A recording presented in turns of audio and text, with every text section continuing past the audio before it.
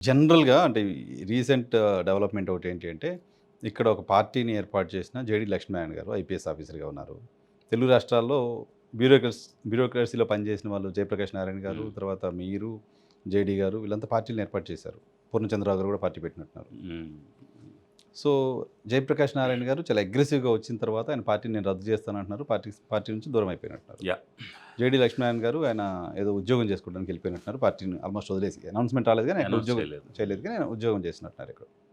So, మీరిప్పుడు నిర్మాణం చేస్తామంటున్నారు. ఎందుకు మిగతా వాళ్ళంతా ఫెయిల్ అవుతున్నారు? రీజన్ ఏంటి? మీకేమనిపిస్తోంది? మీరెలా ఫ్యూచర్ చూస్తున్నారు? అంటే ఇక్కడ first thing there is a gap. ఇంతవరకు ఆప్షన్స్ మనకు లేవు రాజకీయంగా. Hmm. Because there are 2 parties. Hmm. So, సక్సెసివ్‌గా చూస్తే 14లో టీడీపీకేశారు, 19 మార్చారు. మళ్ళీ 24లో ఆప్షన్ లేక టీడీపీకేశారు. హ్మ్.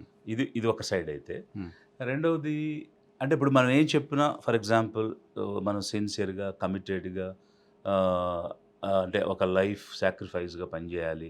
అలా చేస్తే అవుతదని అన్నామనుకో, ఇవన్నీ వాళ్ళకి లేవా? వాళ్ళు చేయలేదా? అని ఇలాంటి క్వెషన్స్ కూడా వస్తాయి. హ్మ్. అయితే ఇక్కడ నా పాయింట్ ఏంటంటే, there are section of people నిరాదరణకు గురైనటువంటి ప్రజలున్నారు. హ్మ్.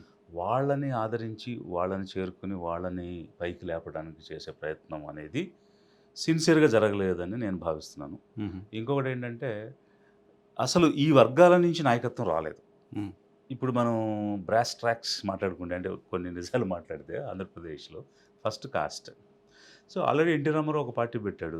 మాకు చాలు అని కమ్మ కమ్యూనిటీ అనుకుంది. ఇంకో కమ్మ అతను పార్టీ పెడితే ఆదరించే పరిస్థితి అయితే లేదు. హ్మ్. అంటే గ్రౌండ్‌లోకొచ్చి నేను వాస్తవం రాజకీయ నాయకుడిగా మారిపోయారు కాబట్టి చాలా విషయాలు చెప్ అర్థమవుతుంటాయి ఇప్పుడు కొత్తగా అది. సో, మాట్లాడొచ్చు. అందువల్ల in fact they themselves have opposed. ఎందుకు మనకో పార్టీ ఉంది, నీకు ఇంకో పార్టీ ఎందుకని. హ్మ్. బట్ అతను వేరే టర్న్ తీసుకున్నాడు. అవినీతి మీద యుద్ధం అన్నారు. ఇట్లా ఏదో కొంతమంది చేశారు. చాలామంది అట్రాక్ట్ అయ్యారు. హ్మ్. అతనికి ఉన్నటువంటి క్రెడిబిలిటీని బట్టి దాన్ని బట్టి వచ్చారు. బట్ ఆయన సక్సీడ్ కాలేకపోయాడు. ఫైనల్‌గా నేను ఆ మాట ఎందుకు అనాల్సొస్తుందంటే, అంటే ఎక్కడైతే కొంచెం కమ్మ డామినేషన్ ఉండి గెలిచే అవకాశం ఉందో, చివరికి అది చేసుకొని అక్కడ గెలవడానికి ప్రయత్నం చేశాడు తప్ప, కూకట్పల్లిలో. ఆయన మాట హ్మ్. కుక్కటిపల్లిలో హ్మ్. ఆయన మాట్లాడిన థియరీలు గాని, చేసిన పనులు గాని ఎక్కడా కూడా ఫలించలేదు.